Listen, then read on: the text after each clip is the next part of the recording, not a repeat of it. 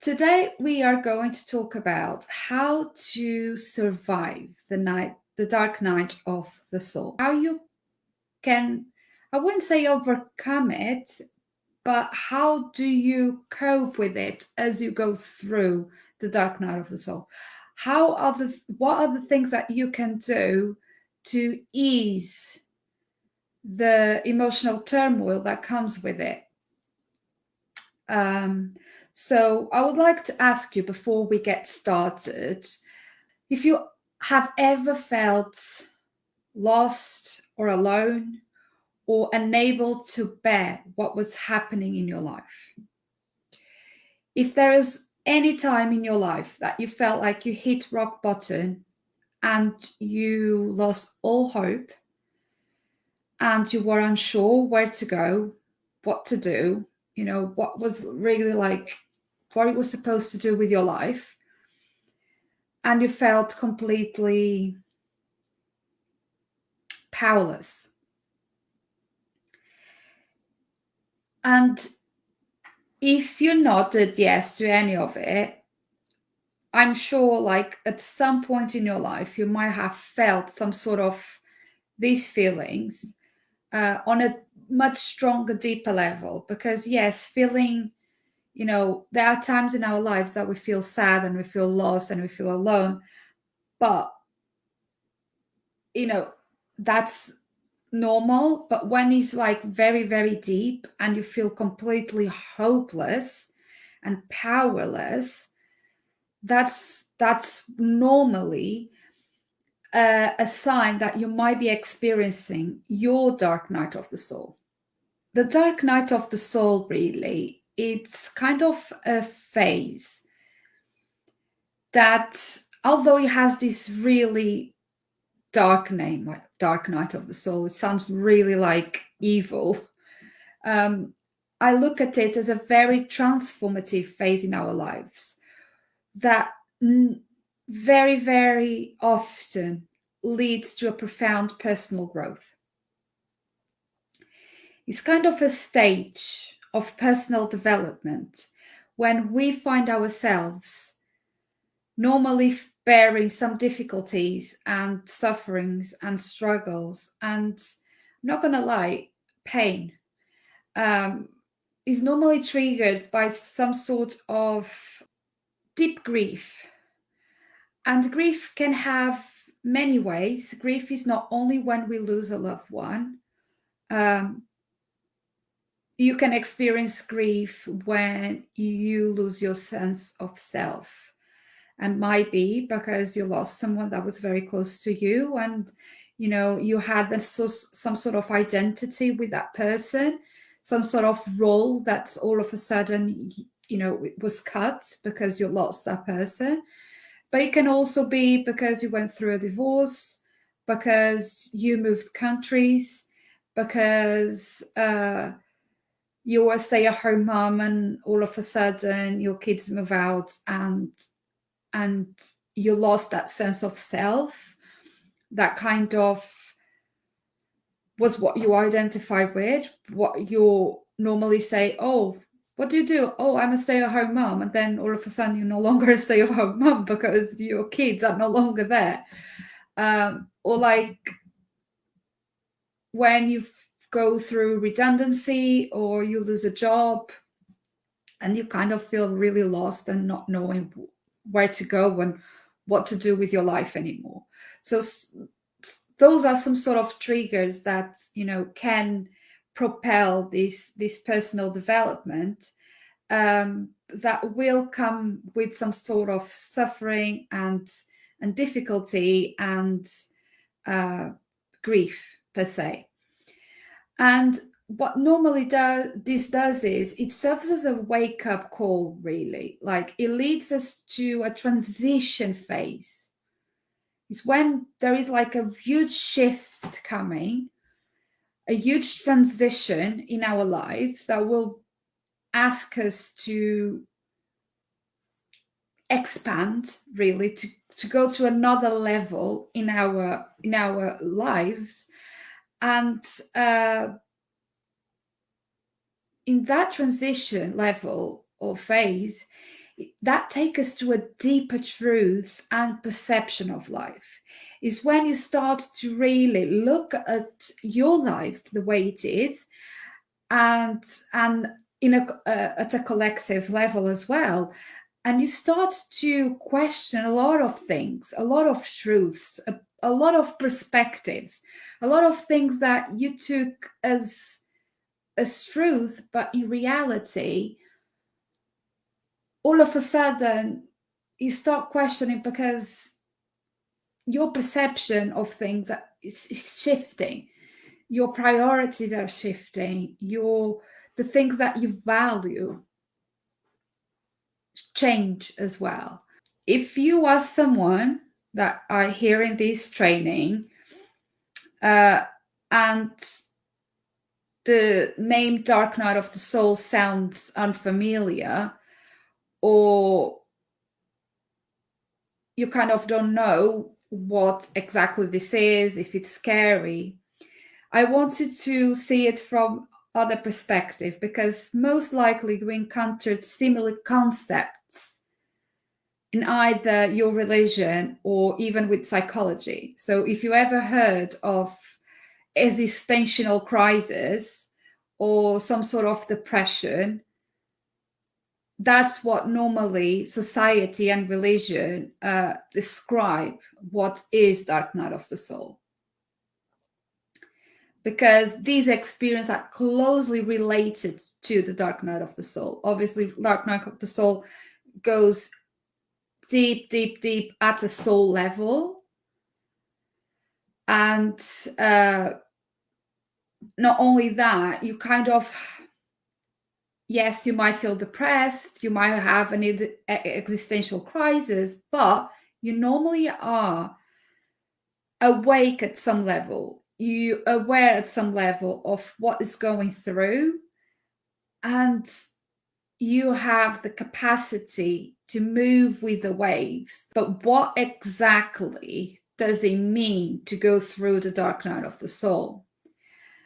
And what I have to answer to this is that everyone's experiences are different. They look different, but everyone experiences a dark night of the soul at some point in.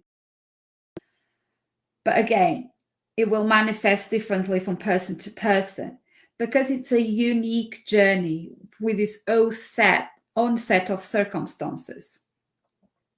So during this time, when you're going through a dark night of the soul, you might feel lonely, hollow, you might feel lost, again, questioning everything around you, wondering where you are, what your purpose is, what you are meant to do. Why are you here? What was the purpose of you being born? And especially, this might trigger some feelings of something is wrong with me, something has always been wrong with me, I didn't ask to be born, so why am I here? I never do anything that's good enough. No one loves me. So we go into that spectrum of feeling like a victim, and the victim and the child archetypes, that this is not fair. I didn't ask for this. Why everything happens? Is everything happening to me? We go through that, to those shadow archetypes a lot, and all of these questions start to come up. And I'm sure that if you think about it, you possibly can recall an experience like this in your own life, a phase in your life that you went through this. So if you are currently going through a tough and challenging time, or you have recently been through one, it's really, really crucial that you remember that this happens to everyone and that you are not alone. You are not alone. Hard days or dark days can be confronting. Yes, they can be challenging. Yes, they can be painful, and they will. But it's just like happy days. We are we are cyclical beings, and life is cyclical as well. It's not linear, so we are not constantly happy or constantly sad. There are these waves that we go through. It's just we have polarity in us as human beings. We live with these polarities, and it's important to remember that yes, we are going to have bad days. We maybe some bad phases or not so good phases. Yes, we're going to be feeling sad, but we are going to feel happy. We feel happy and feel sad. And there are days that we feel both things in one day, and that is completely normal. And that doesn't define who we are and our worth. It's really important to remember that. And so these dark days, they too shall pass. And they too will pass because, again, we live in cycles. Although it seems like there is no way out and there is no hope and you can't see the light at the end of the tunnel right now, I guarantee you, you will. You will, okay? So, when you find yourself in the midst of the dark night of the soul, it's really important to take some time for yourself, okay? I wouldn't say isolating or pulling back from all social life, but creating time and space to be alone, not to be lonely. Those are two completely different things, but to be alone, to kind of pull back from the day-to-day chores and responsibilities and take some time just to look within, just to try and listen to your soul. And yes, although I'm not saying for you to isolate and just become a hermit, but when you're going through a dark night of the soul, your energy will be depleted. Meaning, your energy levels, there are some things that you will have to do in your life or carry on doing to, carry on living. And it seems like it feels much harder than it used to. And that is because energetically, and because it's a very, very emotional phase, you will feel drained. And there are things that will drain your energy more than it used to. So, although I don't recommend isolation, what I do suggest is if you feel like there is a necessary social commitment,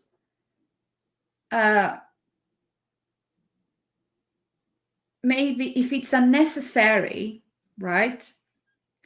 Maybe the best decision is to be kind and gentle to yourself and create space for self-reflection and introspection rather than be on a social environment where you will feel drained, you will feel overwhelmed, and then will take away so much of your energy that will take you about 1 or 2 weeks to then recover from it. So if it's unnecessary, it's not selfish and it's not rude to choose you and be with you, to create space to really to go within, and to be with yourself. And the reason I'm saying this is because the dark night of the soul is a very intense phase. You will feel extremely emotional. You might be feeling triggered much easier. And because it's very emotional, it will take away a lot of your energy, even sometimes to talk, even sometimes to explain yourself. Not explain yourself, but if someone asks you a question and that requires, for instance, that you explain something, just that alone will make you feel tired.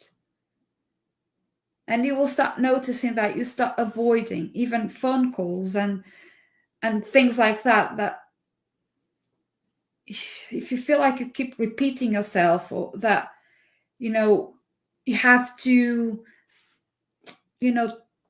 go a little bit deeper than a surface level conversation, you will feel drained. So if that's you, creating space to go within, to be alone, not lonely, but alone, will help you to cope with it. Another powerful practice to help you survive, per se, the dark night of the soul is meditation. And what it does is it allows us to connect with our deeper truths, with our deeper feelings and emotions, right? And what happens during the dark night of the soul is that you feel lost. You feel you no longer know who you are, what you like, what brings you joy, what you are meant to be doing. So all these truths have been lost. So by doing meditation, what you do is you open the channel to connect with those deeper truths that now you feel that have been lost. And that will help you throughout this transformative phase that it's calling for these shifts, right? It's calling for these like deeper connections of what is your truth, not somebody else's truth, nor what society deems to be truth, but your truth. So if you dedicate around 10 to 15 minutes each day to sit in stillness and meditate, you are opening yourself up to profound insights and a renewed sense of purpose that comes from connecting with your inner truths. Another way that helps you cope with the dark night of the soul, it's sleep. And again, this goes back to how drained we feel and how an energy will feel depleted a lot of the time. And if you feel like you need to recharge that energy and have some power naps during the day, don't feel guilty about it, because you are basically pouring self-care into your cup. Because when you get enough rest, you restore, right? You restore not only your energy, but the balance between your mind and your body. You reduce the stress levels. Sleep is a really good practice to calm the nervous system, right? To anchor you in the present. And even though on a conscious level, I didn't know this when I was grieving my dad, the thing that I remember is for lots and lots and lots of months, I would say until the beginning of this year,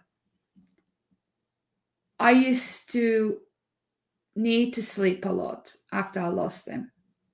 And so, although, again, at the time I was going through a dark night of the soul, and my body asked so much of, like, for me to sleep, to rest.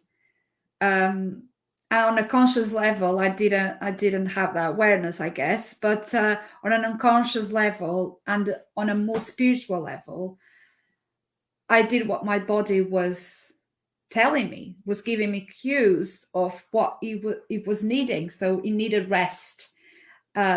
So yeah, if you're going through like something like that, um, I recommend either, if you can, have power naps during the day, have it without guilt whatsoever, because you are nourishing your body, even though you feel like you're not doing anything apart from sleeping.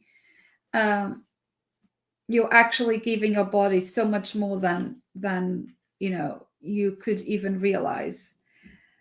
Um, but even if you can't do power naps because you work outside the home and you just can't do it, yeah, just put away those late night distractions if you can, like TVs and phones and all of it, and really go maybe early to bed, and try to have like a sound sleep, a very like deep sleep, rather than having your mind just overriding everything, and you're not really resting whilst you're sleeping.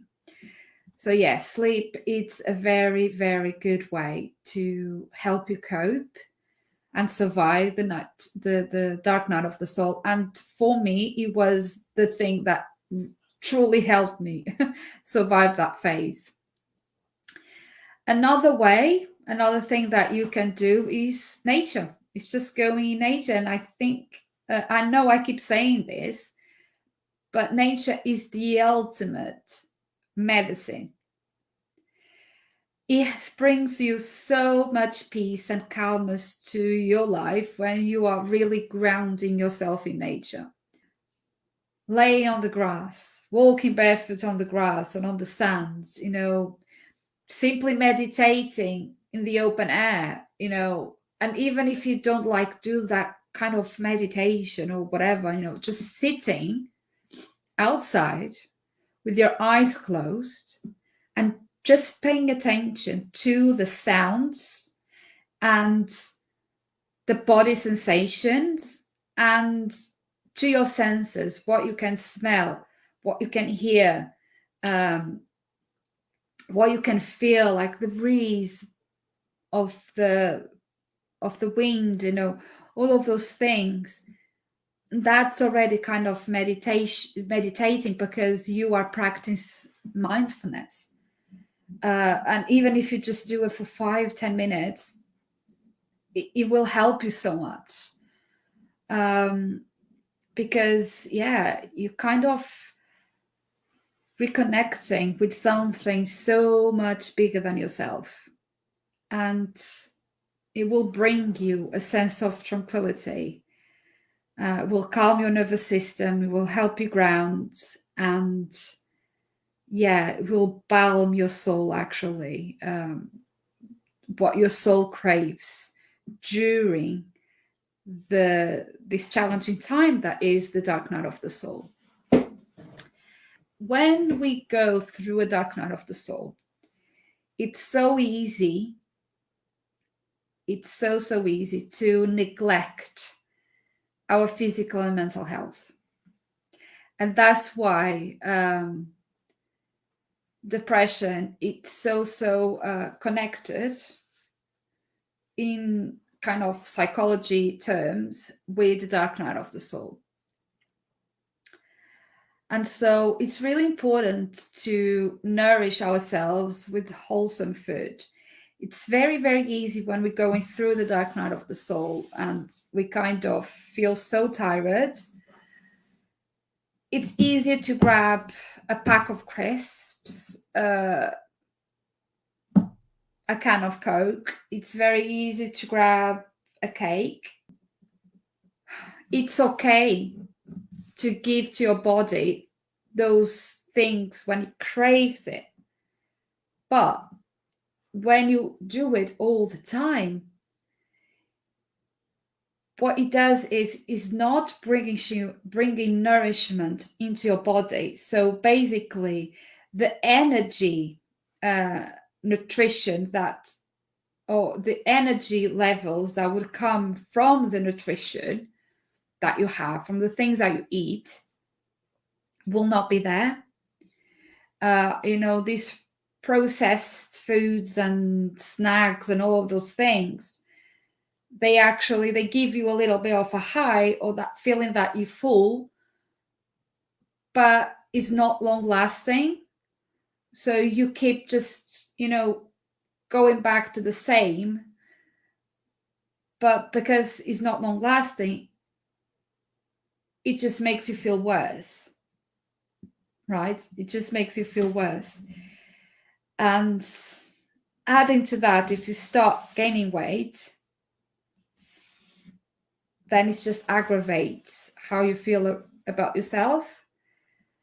So, and I know what I'm talking about because I went through this exactly the same way.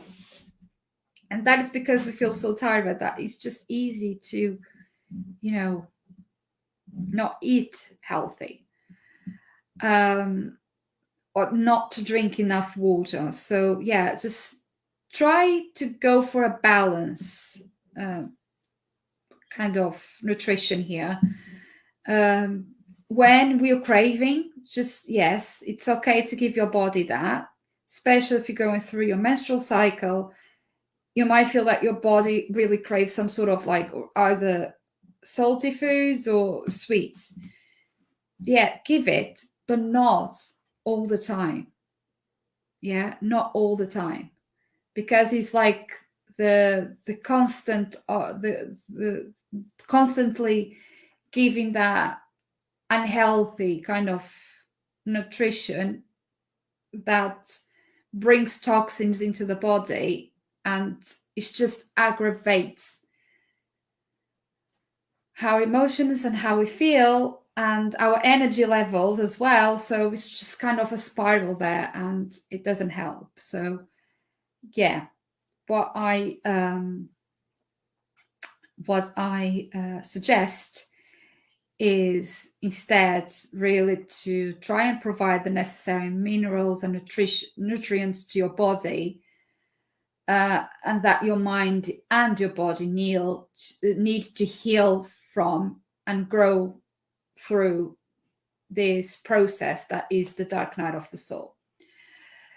And another thing that helps is to seek knowledge during this time. Knowledge is power, I believe. Okay, I'm a bit of an addict to learning, but I believe that knowledge is power. And so when you navigate in the dark night of the soul,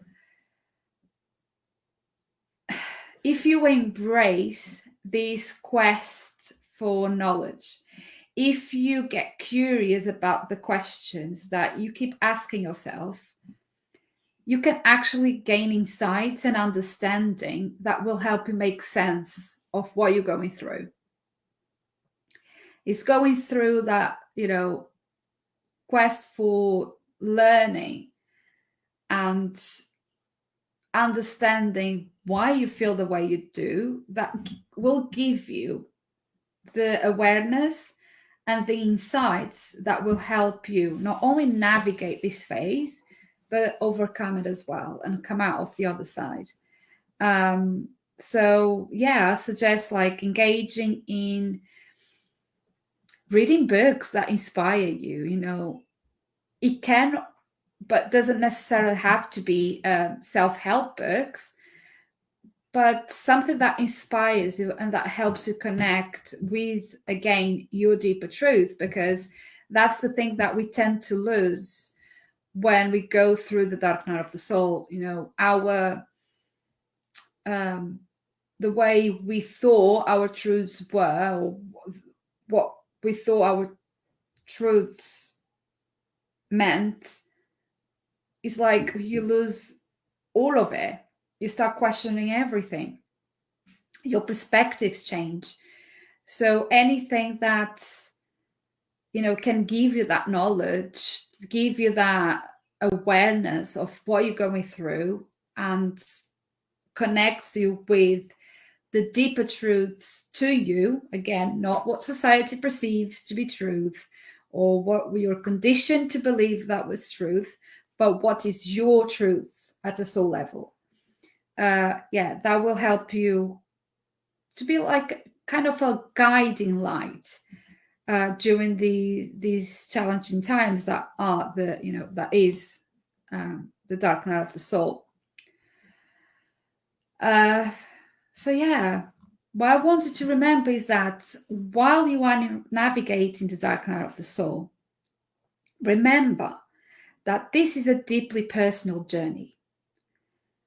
You don't have to go through it alone. Like, if you have someone that you trust, might be a family member, might be a friend, a therapist, a coach, like someone that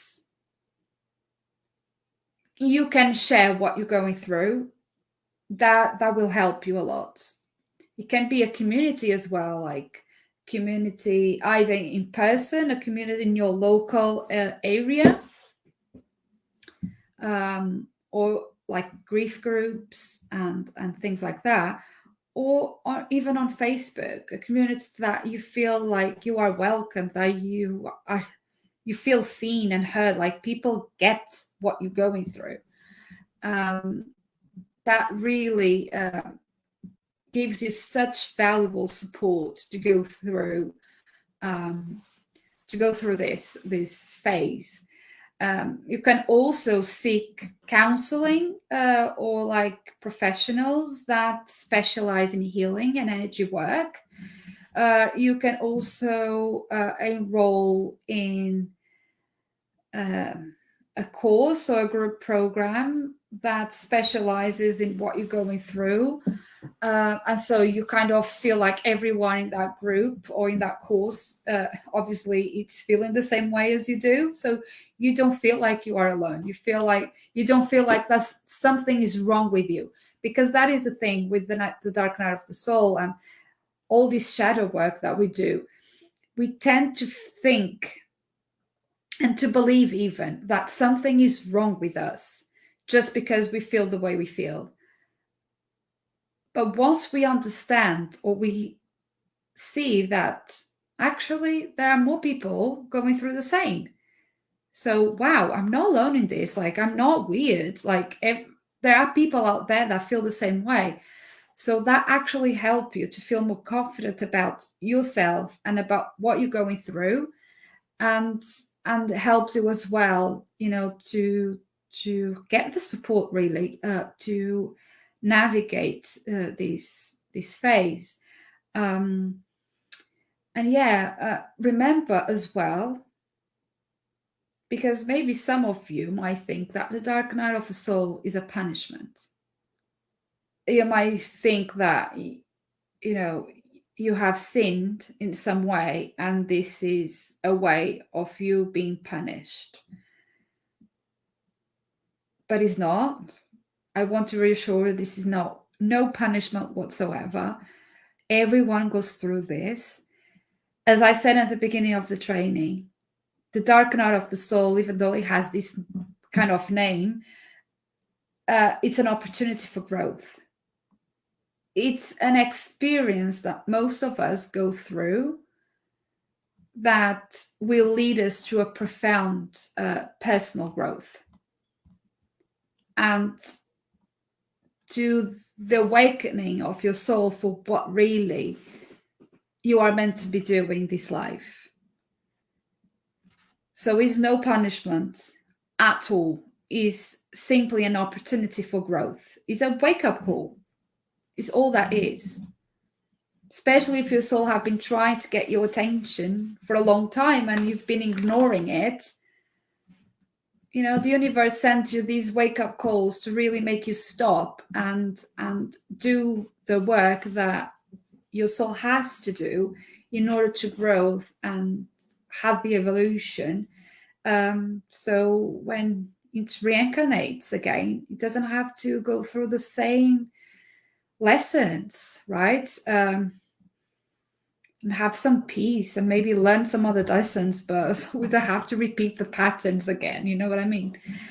So yeah, it's no punishment. It's an opportunity for growth. So I would like to have faith that there is something amazing awaiting on the other side, even though you can't see it right now. If you're going through the dark night of the soul, it will. You will come out of it with